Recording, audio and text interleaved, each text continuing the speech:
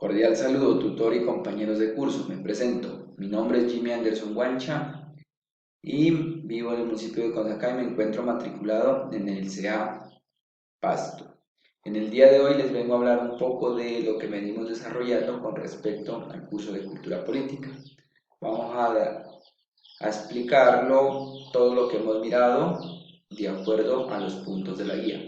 Nos preguntan en una primera parte, dice, ¿por qué considera que la temática escogida es pertinente?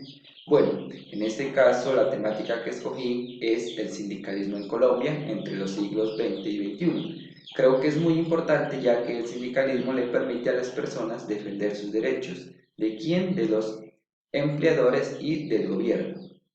Seguimos con la guía. En la siguiente pregunta tenemos cómo relaciona el tema investigado con la participación política y la democracia en Colombia.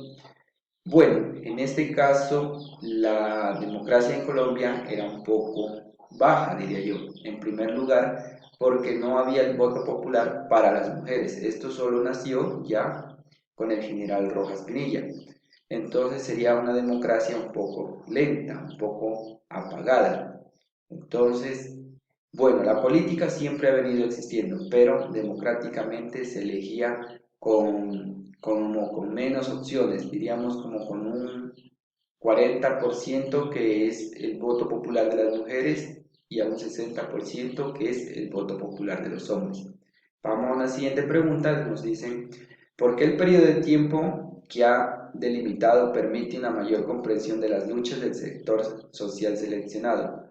Nos permite una comprensión mejor porque fueron unos tiempos con unas características bien definidas, como por ejemplo cuando nació el primer sindicato en Colombia, que en algunas partes aparece en el año de 1918 con el primer grupo artesanos de Bogotá, los cuales hicieron una huelga buscando que se implementara el impuesto de aduana para que ellos pudieran competir con sus productos con respecto a los de otros países.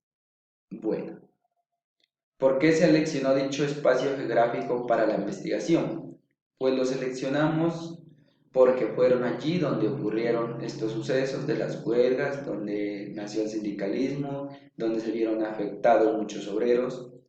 Continuamos con otra pregunta y nos dice, ¿cuál es el contexto histórico en el que se desencadena la temática del sector social escogido? Bueno, nacería el sindicalismo en el año de 1918 con los artesanos de Bogotá, pero no tendría ninguna validez ya que ellos fueron a la huelga, murieron y no obtuvieron ningún éxito. Donde ya hubo diríamos, una mayor presencia de los sindicatos sería como en el año de 1928, cuando ocurrió la masacre de las bananeras, la cual se desarrolló en el Magdalena Bajo, donde hubieron muchos muertos y de allí ya se le colocó más cuidado. Entonces allí sería como el contexto histórico que lleva más a la presencia de este tema. ¿Qué población es afectada y quiénes son los actores relevantes del sector social investigado?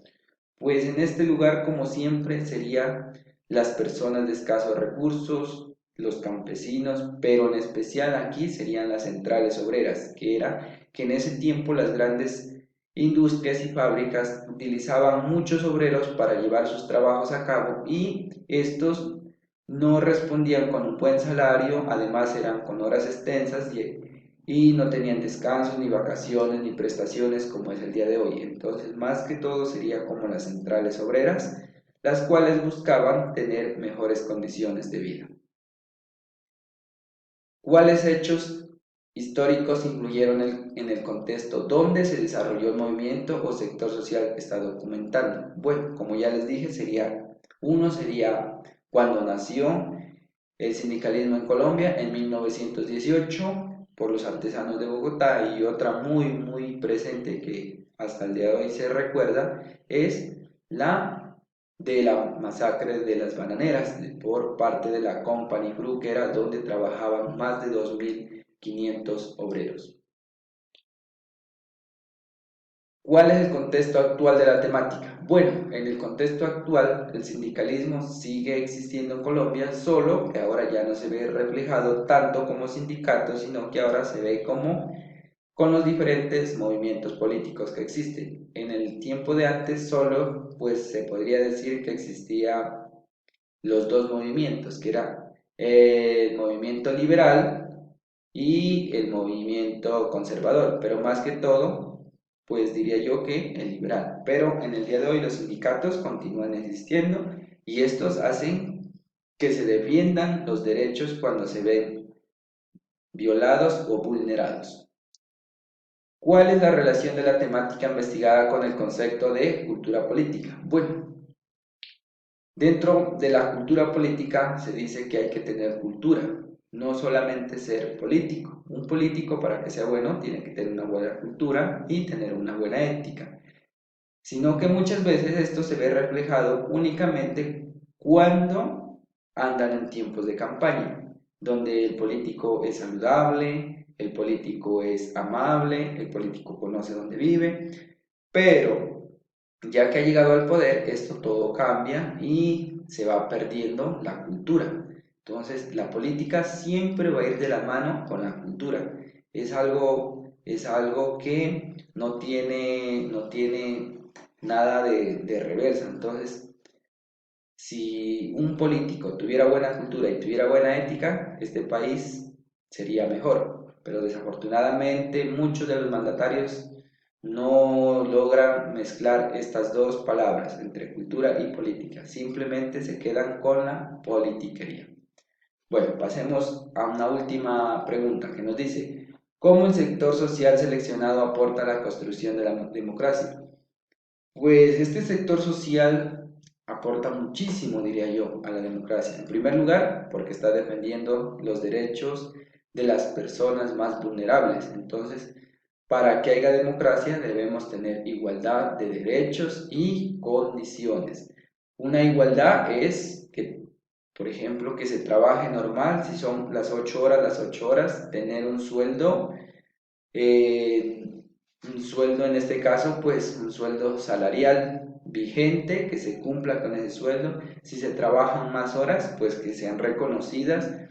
Eh, bueno, la construcción de la democracia, igualmente, tener todos ese derecho, como ya lo es ahora la mujer y el hombre, tener el derecho del voto popular para elegir democráticamente, no que nos obliguen, sino que nosotros miremos las ideas de quién vamos a elegir, miremos cuáles nos parecen mejores, cuáles nos van a llevar a una mejor sociedad, a una transformación del país o del lugar o región donde vivamos.